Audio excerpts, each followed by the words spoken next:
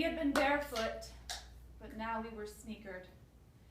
In the silence, each of our hands gripped its chosen weapon. We were motionless in our waiting, trying to stay hidden behind the door. This story is about the time I almost killed 2 adult men. On purpose. My mother had been trying to replace my father since I was little. We'd go from her being single for very brief periods of time to her having a husband in a matter of weeks. She's been married more than 10 times and less than 20. I don't know how many.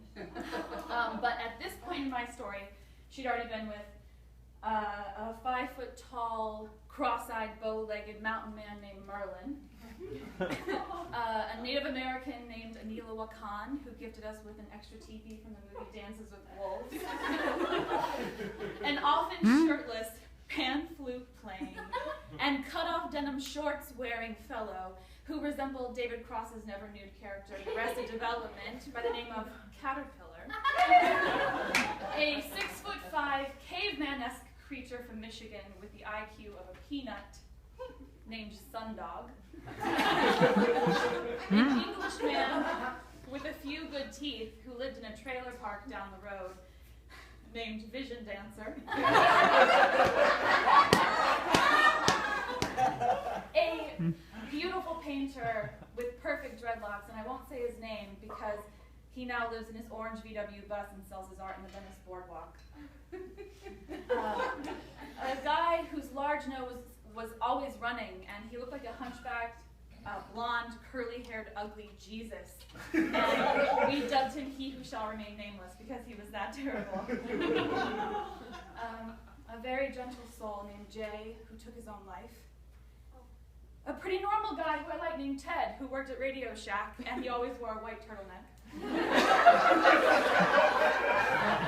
And then there was Cleveland, a simple southern specimen with a prosthetic leg who sometimes fell down our wooden stairs.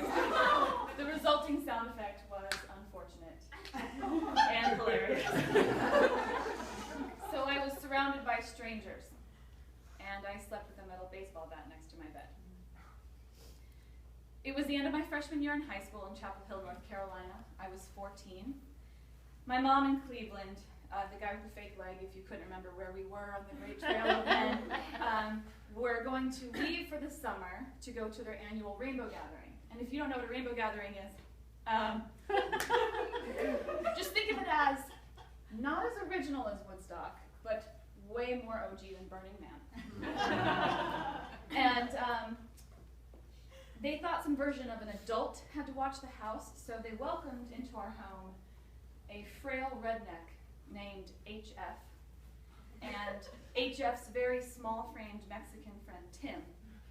I guess they were a package deal, and it was very weird. Very weird. My brother and I were also going to leave this summer, like we did every summer, to stay with our grandparents in Kenosha, Wisconsin. And then HF and Tim were set to watch the house in our stead.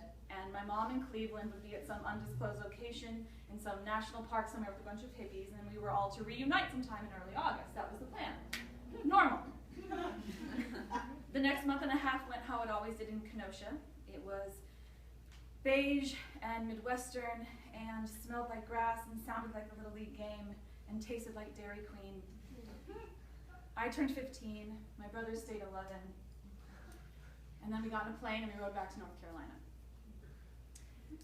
I called the house to warn HF and Tim we would be there the next day. HF picked up and I said something like, "Hey, make sure you tidy up before we get back," and I don't know why I said that, but I did.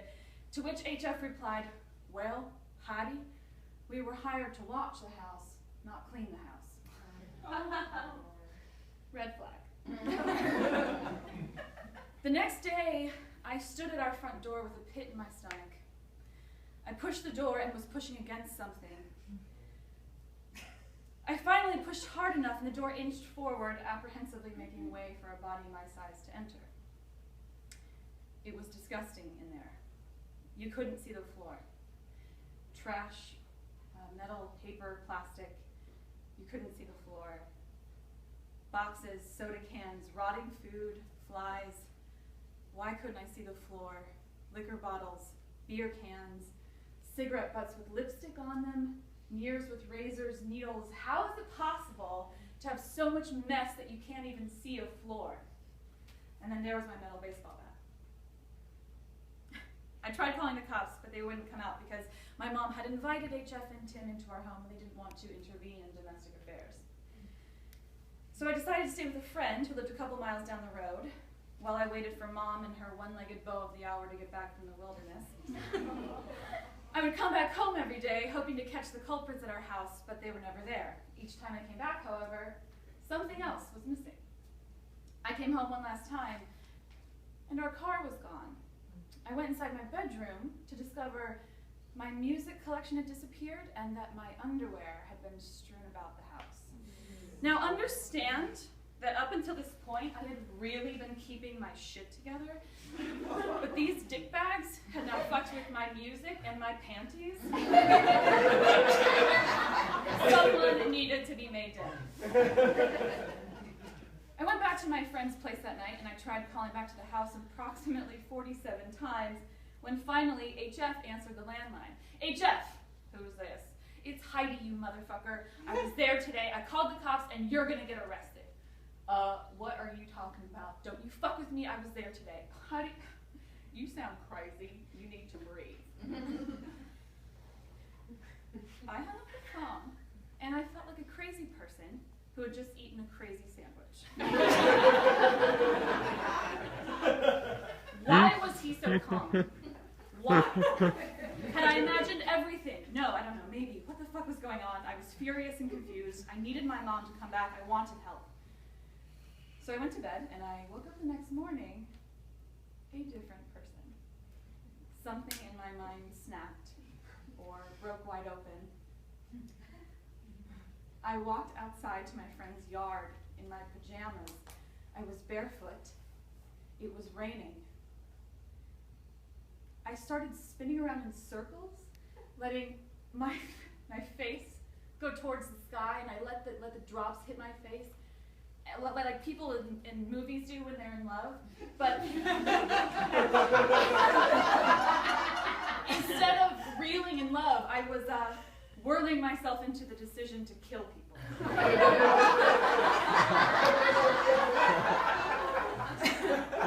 My feet just started walking. My friend ran out after me, and after seeing that I was barefoot, took off her shoes in an act of solidarity. I told her I was going to kill 2 adult men, and in some beautiful, unspoken way, with the loyalty of a lioness to her cub, she forgot about the discomfort of her feet and walked alongside me, knowing that she had agreed to bear witness to and take part in a double homicide. We walked several miles in the rain over a gravel road to get to our murdering place. We went into my bedroom, changed into some sweatsuits I had in the closet, and put on some sneakers. We grabbed a couple of cans of aerosol hairspray, and I handed her a large butcher knife for chopping. And I wielded my metal baseball bat for general batting purposes. We turned off all the lights in the house, and we hid behind the front door, crouched like tigers, raisin-skinned by the rain for hours. Waited and barely spoke. Waited for murder. Then we got bored.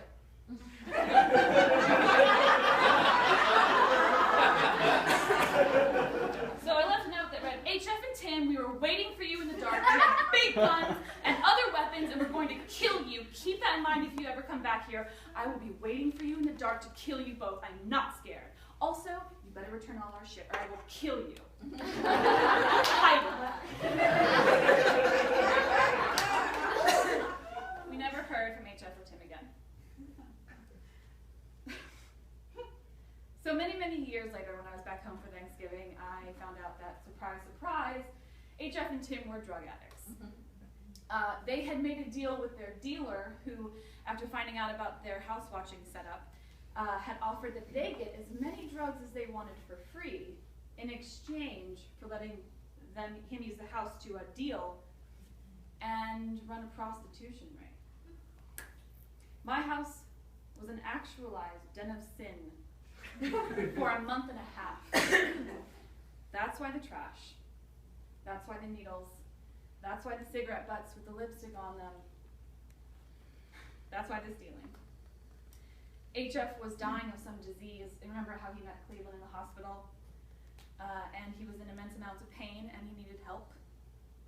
So he took as many drugs as he could. It's not okay what they did, but now I understand better. To this day, I am unafraid of men.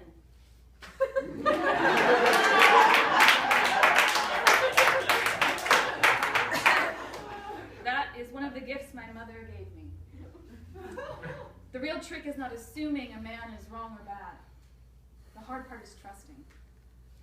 I am so grateful that those poor, sad men didn't come home that day. I am so glad I didn't snatch their lives from them, because then I wouldn't be standing here telling this story. I would be in jail. I wouldn't live with the husband I love. I wouldn't have learned that men are wonderful. I wouldn't have gathered the tools to reparent myself or discovered the value of a shifting paradigm.